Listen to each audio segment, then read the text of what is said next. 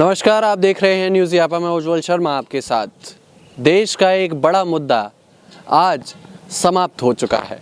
दरअसल राम जन्मभूमि अयोध्या, जहां राम मंदिर में प्राण प्रतिष्ठा समारोह आज संपन्न हुआ है और लंबे समय का एक इंतज़ार जो देश के लोगों का था वो ख़त्म हो चुका है।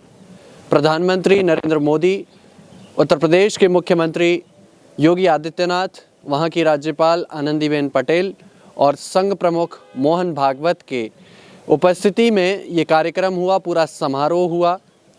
इस बीच तमाम देश विदेश के लोगों की निगाहें आज उत्तर प्रदेश की अयोध्या पर थी, जहां प्रधानमंत्री नरेंद्र मोदी ने प्राण प्रतिष्ठा समारोह में भाग लिया और प्राण प्रतिष्ठा राम मंदिर में की।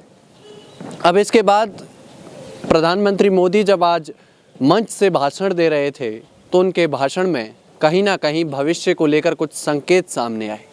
दरअसल एक बयान हम आपको सुनवाएंगे, जिसमें हम उस बयान के ज़रिए आपको ये समझाने की कोशिश करेंगे कि आखिर प्रधानमंत्री मोदी अब भविष्य में क्या कर सकते हैं और भविष्य में उनकी क्या कुछ योजनाएं हैं कि जिसके ज़रिए वे लोगों का दिल जीतने का काम करेंगे। श्री राम का भव्य मंदिर तो बन गया, अब आगे क्या? सदियों का इंतजार तो खत्म हो गया, अब आगे क्या? आज के इस अवसर पर जो दैवीय आत्माएं हमें आशीर्वाद देने के लिए उपस्थित हुई हैं, हमें देख रही हैं, उन्हें क्या हम ऐसे ही विदा करेंगे? नहीं। सुना आपने कि किस तरह से प्रधानमंत्री का कहना है कि अब अयोध्या का काम पूरा हो चुका है, अब आगे क्या? आगे क्या करना है?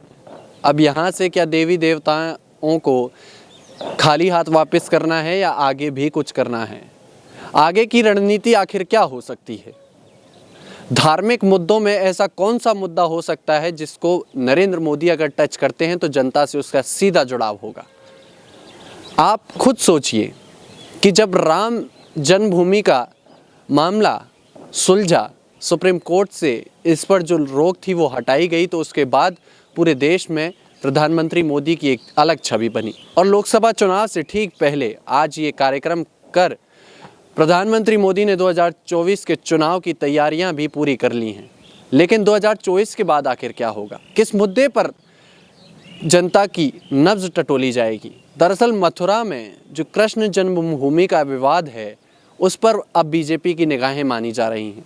दरअसल विशेषज्ञों की माने तो प्रधानमंत्री समेत बीजेपी का ये प्लान है और आरएसएस का भी ये प्लान है कि क्यों ना अब मथुरा के मुद्दे पर राजनीति की जाए।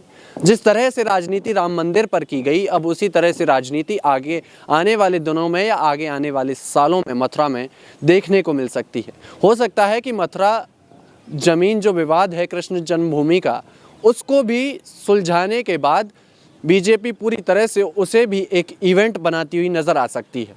हालांकि जिस तरह से राम जन्मभूमि पर आज एक बड़ा कार्यक्रम किया गया और पूरे देश को संदेश दिया गया कि बीजेपी के अलावा और कोई हिंदुत्ववादी पार्टी नहीं है देश में, उसी तरह से 2024 के बाद, क्योंकि 2024 के लिए तो बीजेपी के पास ये मुद्दा है कि राम मंदिर हमने बनवाया, उसके दम पर वोट मांगेगी बीजेपी।